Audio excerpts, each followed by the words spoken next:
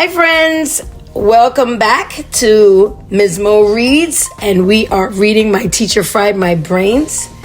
In the last chapter, which was chapter 14, we went from Miss Carpool going from, oh, I burned my finger, oh, I'm so clumsy, to, I need your brain. What? She's an alien. We found out she's an alien. So yeah, that was literally the last thing we read. She said, I need your brain. And then he fell asleep. So let's find out what happens to Duncan. Does he wake up? In chapter 16? I'm going to say he wakes up because then we won't know how the story ends. I think he's our narrator, so we need to know how the story ends. So here we go. Chapter 16, Creeblim. When I woke up again, I was in the alien's home. I don't remember going to sleep, so I assumed she had knocked me out before she took me there. I have no idea how she got me out of the school.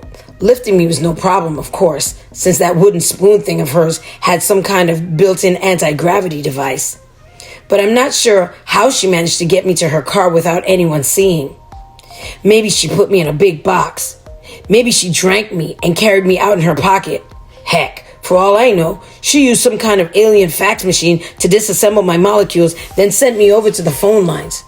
Who knew what these people could do? Anyway, when I opened my eyes, I was in a living room. Just a normal living room.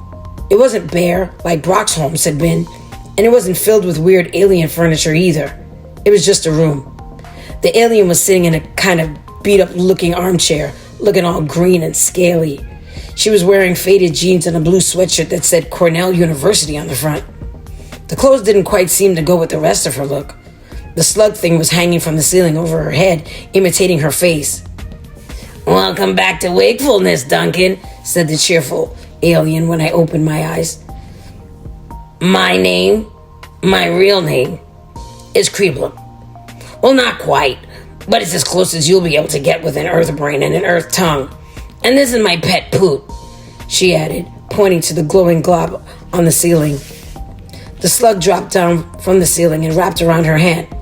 "Poot," it said happily. "Poot likes you, by the way," she said. "I knew that when it made a picture of your face." Poot is a tattletale, I thought. Creeblim smiled. "Don't be silly, Duncan. I didn't need the Poot to know you were the one using the mind enhancer. I was aware of it all along. Actually, I tried to arrange things so that it would be you, since you were one of the few kids in the school whom I could borrow for a while without causing too much fuss. I'm just surprised you hadn't figured out who I was. After all, you had clues." She must have read the question in my mind. "Oh, come, she said. "You were in class when I burned my finger that first day." See, the burned finger thing. I told you, the burned finger thing. Or more accurately, when I burned a hole in the mask I wear over my hand.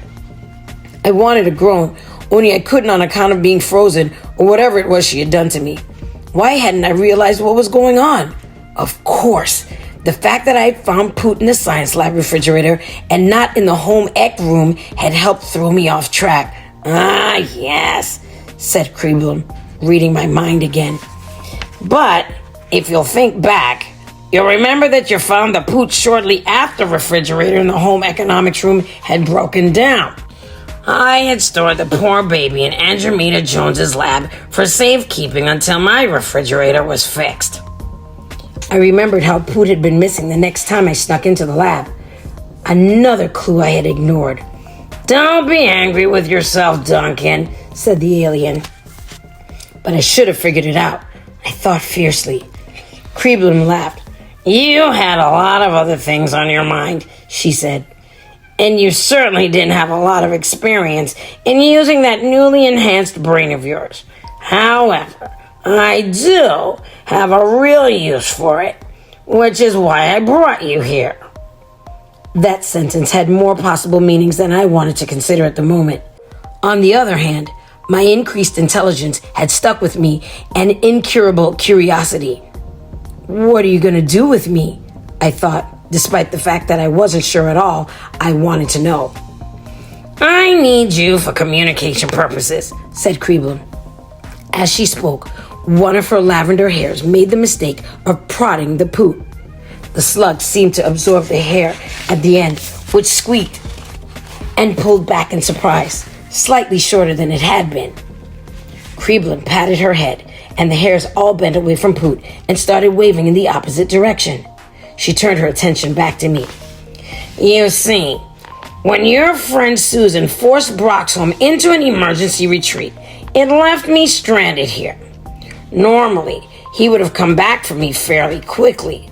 However, her interference created a slight crisis, and he received an emergency call to return to our home base.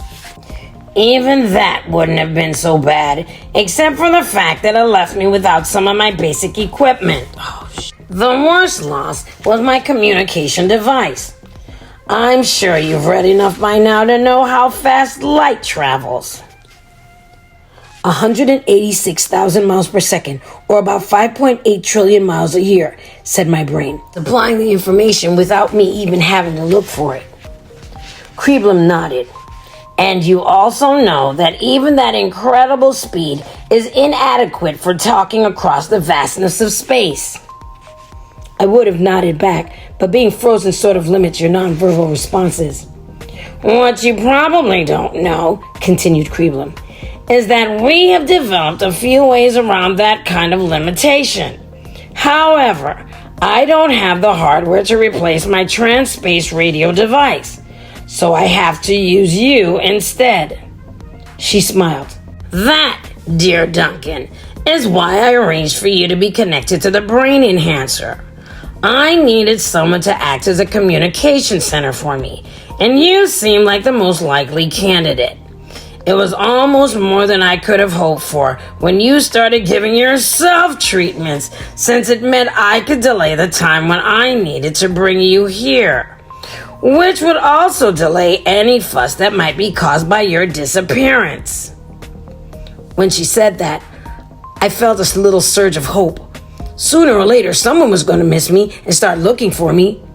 I tried to clamp down on that idea, but thoughts are hard to control. Creeblum sighed, almost as if she felt sorry for me. Don't waste your emotional energy thinking someone is going to come and rescue you, she said. After all, just last night, you told your family you were going to run away from home. So no one is going to be all that surprised when you don't show up for the next few days. And by the time they decide to look for you, it won't make any difference. Poot, said the slug on her shoulder.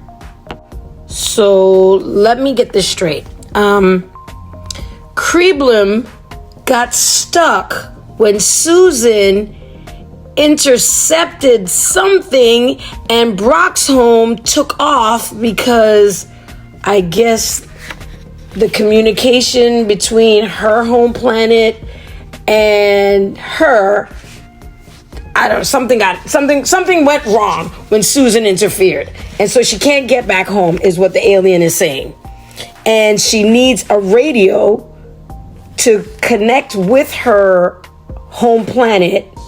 And that radio is now Duncan? Is that what we're understanding here? If you understand it, that's great. I'm still working on it myself. But let's see what goes on in the next chapter. He's now a radio for her to communicate with her home planet. All right, see you later.